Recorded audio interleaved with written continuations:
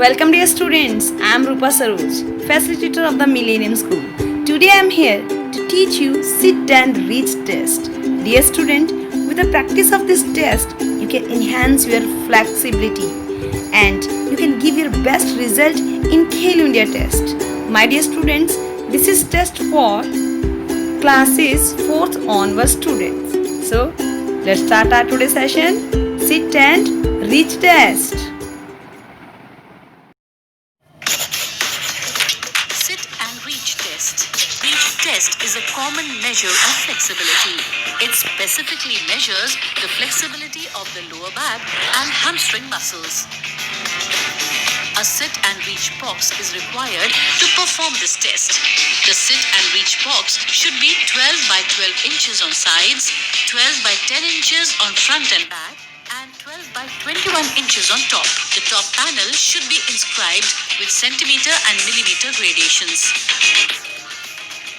The test should be performed on clean cushioned surface or gym mat. Shoes should be removed before performing this test. This test involves sitting on the floor with legs stretched out straight ahead. The soles of the feet are placed flat against the sit and reach box. Both knees should be locked and pressed flat to the floor. With the palm facing downwards and the hands on top of each other, the subject reaches forward along the measuring line as far as possible. Firstly, the initial reach in the normal position is recorded. To do that, the score is calculated to nearest centimeter and put it in the designated place on the screen. After some practice reaches, the subject reaches forward as far as possible and holds that position for at least 2 seconds while the distance is recorded. To record the final position, the score is calculated to nearest centimeter and put it in the designated place. The difference between the initial position and the final position of the distance reached by the hand is displayed as net score in the screen.